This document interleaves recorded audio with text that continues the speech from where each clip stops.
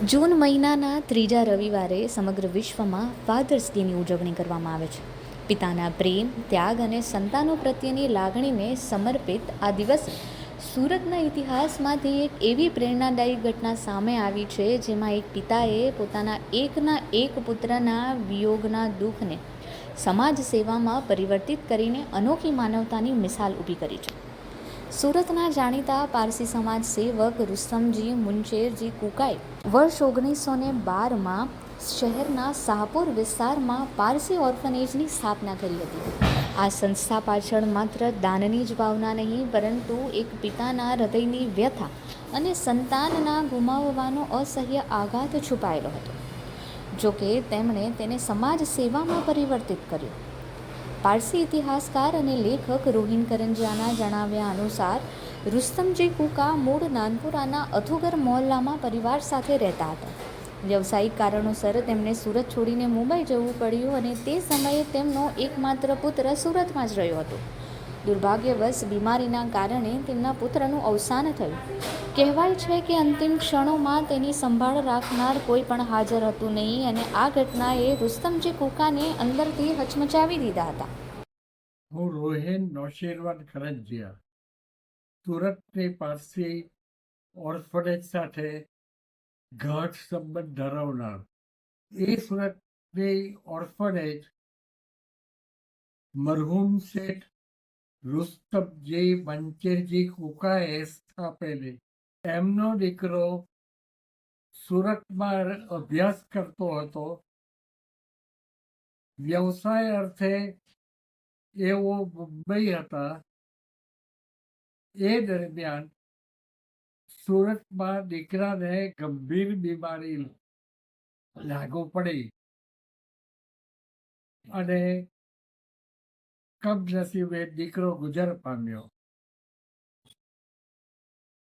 પોતાના સંતાન સાથે જે કાંઈ દુઃખદ ઘટના ઘટી એવી બીજાના સંતાનો સાથે ન થાય એ હેતુથી સુરતની અંદર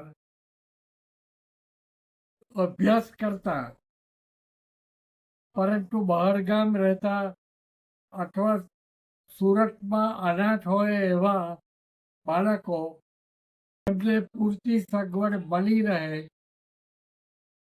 એ હેતુથી એમને અનાથાલય સ્થાપવાનું નક્કી કર્યું. તેમના એકના એક દીકરાએ એકલતામાં કેટલી પીડા સહન કરી હશે તે વિચારીને તે વિચારથી તેઓ સતત વ્યતીત રહેતા હતા. આ જ દુઃખમાંથી એક વિચાર જન્મ્યો અને સમાજમાં એવા બાળકો જેમના માતા પિતા નથી અથવા તો જેમને યોગ્ય સંભાળ મળતી નથી, તેમને પરિવાર જેવો સહારો મળવો જોઈએ. આ વિચારને સાકાર કરવા માટે તેમણે ઓર્ફનેજ સ્થાપવાનું નક્કી કર્યું. આ માટે તેમણે શાહપુર વિસ્તારમાં આવેલી એક વિશાળ હવેલી કે જે હૈદર અલી તરીકે જાણીતા વ્યક્તિની હતી, તેમની પાસેથી એ સમયે ₹25,000 ખરીદી હતી. લગભગ 2,944 ચોરસવાડ વિસ્તારમાં ફેલાયેલી આ મિલકત તેમણે પારસી પંચાયતને અર્પણ કરી હતી અને આ જ સ્થળે પારસી ઓર્ફનેજની શરૂઆત થઈ. આજે પણ આ સંસ્થા કાર્યરત છે. જે તે સમયે ત્યાં 200 વિદ્યાર્થીઓ હતા. આજે વિદ્યાર્થીઓની સંખ્યા ઓછી છે, પરંતુ અહીં તેમને જમવા, રહેવા, ભણવાની, હોસ્પિટલ જેવી દરેક પ્રકારની સુવિધાઓ ઉપલબ્ધ કરવામાં આવે છે અને તે પણ એકદમ નિઃશુલ્ક. આ ઘટના દેશના અનેક લોકો માટે પ્રેરણાદાયી છે. તે સમયે એમને ₹25,000ના ખર્ચે હૈદર અલી હવેલી નામે ઓળખાતું મકાન ખરીદ કર્યું અને પોતાના નામની કોઈ જાહેરાત ન થાય, એમના નામને કોઈ પ્રસિદ્ધિ ન મળે એ શરતે સુરત પારસી પંચાયતને અર્પણ કર્યું.